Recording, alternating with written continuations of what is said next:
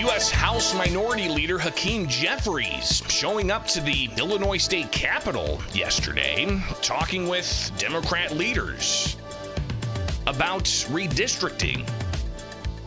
Here we are, just wrapped up a segment about whether or not people are going to be able to access the ballot for the congressional races that are coming up in November. And there's talk about possibly changing the legislative maps. Welcome in. It's Illinois in Focus Daily. I'm Greg Bishop with you each and every weekday morning at thecentersquare.com. That's where you can find the latest headlines. And fall veto session starts today. Final 3 days of veto session. They had 3 days 2 weeks ago, and we covered that, and there wasn't much activity, but there's expected to be a ton of high-flying action. You could possibly see tax increases. You could possibly see your utility bill go up. You could possibly see a new congressional map, and that's all within 3 days, plus a whole host of other things that they got to tackle. So what's going to happen here? Let's get into it with Illinois in Focus Daily. So yesterday, obviously, in previous segments, there were a lot of politicians, a lot of elected officials at the Illinois State Board of Elections turning in their March primary petitions. And part of the conversation was, hey, Hakeem Jeffries is expected to lobby Illinois Democrats to change the map. We'll hear what Hakeem Jeffries told reporters briefly last night after he met with Democrat legislative leaders. But early in the morning, Governor J.B. Pritzker was asked about should Illinois have a new map at the behest of the Democrat leader in the U.S. House. I mean, I think it's possible. And again, this is, all about, the fact that Donald Trump is now trying to, rig the game. By going state by state and asking his friends, the Republican governors and Republican legislators, to do mid-decade redistricting. And so that's something I think we're all going to have to look at during the process here. But it doesn't have to happen during veto session. It could happen after that. Okay. But right now, I think there's just a lot of conversation going on. And could happen after veto session. They don't have any more scheduled days for the end of the year. I guess they can call a special session, or they can come back in January and do it again. But you've got people who just filed for the congressional seats the way they're drawn now. So how would that look if literally weeks before a primary, they redraw some maps to possibly give Democrats an advantage in Illinois? And all of this in response, of course, to what Texas has done, what Indiana could do, what California is looking to do, and a variety of other states trying to do mid-cycle redistricting. Typically, you do redistricting after the 10-year census, and people hang up the maps and they're done for the next 10 years. Some states have in the past. It's not illegal. They can do redistricting really whenever they want. But what does that mean for the fairness of the elections? In Illinois, already having the among the worst gerrymandered maps in the country, where Democrats have drawn themselves their own seats in their own jurisdictions, squeezing out Republicans as much as they could, and how can they squeeze out Republicans anymore? Illinois House Minority Leader Tony McCombie says it would be a bad move politically and wouldn't look good to the public if Democrats moved forward with redistricting and the governor signed it. You know how I feel about the map. I don't think that we will see, well, actually, if we saw any changes on the congressional map, I think it would be a mistake for the governor to go ahead and sign that. I think ultimately it would hurt him. I think it would change the representation of the Black Caucus, and I think it would put the 17th Congressional, which is where I live, at much more risk. So that's certainly a concern for us here in the state. So she also talked about the state house seats and this idea that 45% of voters voted for Donald Trump. But when you look at the congressional makeup and the state house makeup, the portions are not equivalent at all. State U.S. Representative Raja Krishnamurthy, Democrat from Schaumburg, he's running for Illinois' U.S. Senate seat being vacated by Dick Durbin. He's got a Democrat primary he's going up against with Robin Kelly and Lieutenant Governor Juliana Stratton. But Krishnamurthy was asked yesterday at the State Board of Elections about redistricting. So they want to try to rig the rules against Democrats and the voters across the country. They tried to do this in Texas. California is now acting to neutralize. I think the Republicans are going to try in other states. And so whatever we can do in other states like Illinois to, make sure the Republicans know that this exercise is fruitless. Let's let the voters decide the elections. Let's not try to rig the rules as the Republicans are trying to do. Now, another candidate for the U.S. House, a Republican, looking to get the seat from Congressman Jackson in Congressional District 1 in Illinois, in Chicago, Christian Maxwell, she said that the way the maps are drawn now needs to be kept in place unless they change it to make it absolutely fair and not more gerrymandering. I think that doing something last minute like that, changing the congressional maps, I don't think we need to keep maneuvering our congressional maps unless we're going to say, hey, we're not doing gerrymandering anymore. So congressional maps should not be so confusing where when I ask somebody, hey, what district are you in? They're like, well, I was in this one and I just don't know. That's not fair. It makes it where people actually aren't getting their constitutional right, which is to be able to access their congressperson. People don't even know where to start, and that's not fair to them. And you have people who you ask, which district are you? Well, I used to be in this one, and now I'm in this one. I don't really know where I'm at anymore. Listen, as somebody who doesn't get paid to do what I do, I follow this stuff, I track this stuff, I tell people and joke, I don't follow sports at all. If you were to have a sports conversation with me, I have no idea.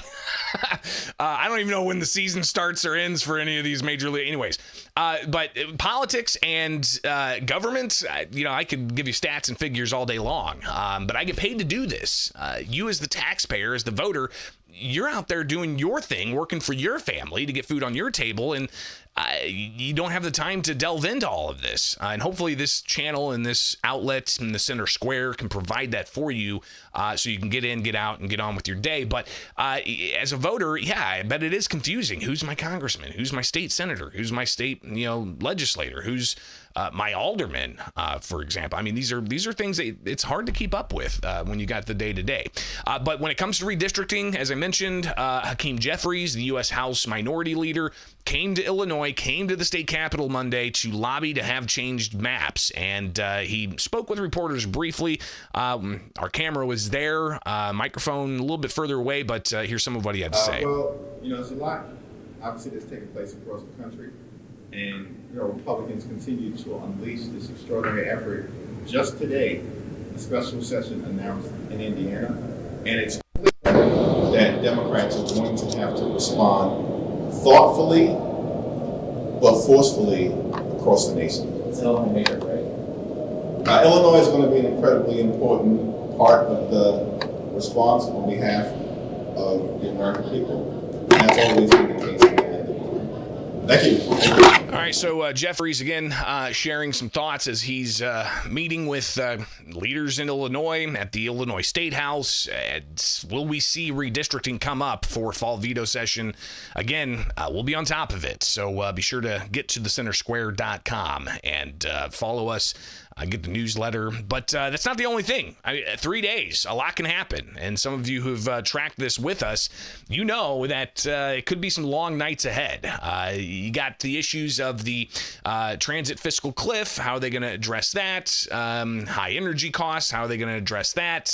Redistricting. How are they? Here is State Representative Marcus Evans, Democrat from Chicago, talking about what he thinks are some of the big issues that are going to come up during fall veto session. The people of the state of Illinois want to keep money in their pockets, right? We got kids, we got bills. So keeping utility costs down. And again, public transit is what it is. We have to fund public transit. There's only 4 places in the United States with public transit. New York City, Boston, Philadelphia, and here. So we got to keep our transit system good. We want to do it right. Let's make it safe. Because you want to put your family on public transit if it's Chicago, right? And I want it to be safe. Well, taxes should be fair and low. That should be the reality. And more broad-based taxes, we don't want to focus on one thing. So that's kind of my thing with transit. Let's do some broad-based taxes, and let's do it right the first time. People don't want you to constantly keep taxing. If you have to tax, do it broad-based and low. Don't do 1,000 taxes every year. So what does that mean, though, for the possibility of a transit bailout? How are they going to get that money? Is it going to be increased fares for those who actually use mass transit, or is it going to be a broad tax across the state on, say, Uber or Lyft, or as they passed in the Illinois Senate in May, a $1.50 charge for retail delivery?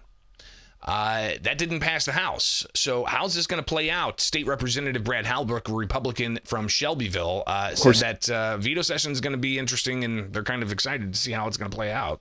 Of course, this week's veto session, so we're excited about what's going to happen there.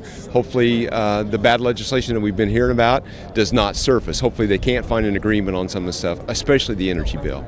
Yeah, the electricity prices, without a doubt. We've had people this fall that I've talked to doubled and tripled on their electric bills. Of course, that's going to go back down for a little while yet, but then they're concerned about what they already hear for next summer, that the rates are going to be as high or higher than they were. So energy bills is a pretty big deal.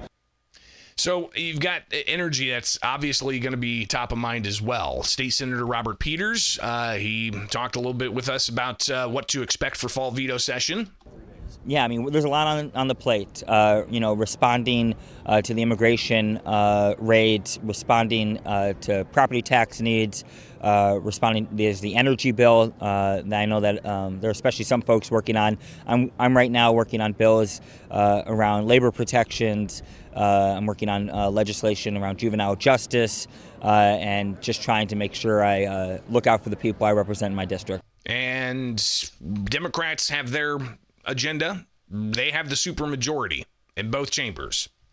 What are Republicans expecting? House Minority Leader Tony McCombie sharing some thoughts about what to expect with the flood of activity we're going to see at the state capitol over the next 3 days. And we're going to obviously talk about transit.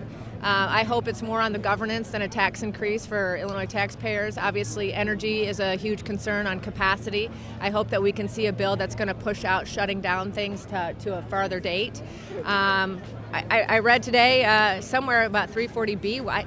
I don't really anticipate that, and we're supposedly going to be hearing a small election bill. I think that will have some anti-ICE sentiment in it. So could the measures they pass, something we didn't necessarily mention at the top there, what the Pritzker administration's called Trump-proofing Illinois to further enhance the state's migrant sanctuary policies? Could that be maybe prohibiting ICE from polling places? How all of that is going to fit, we'll do what we can to make sense of it for you each and every weekday morning here with Illinois in Focus Daily. Again, get the headlines in your inbox. Go to thecentersquare.com, but you can wake up with us right here on YouTube for more Illinois in Focus Daily from the Center Square.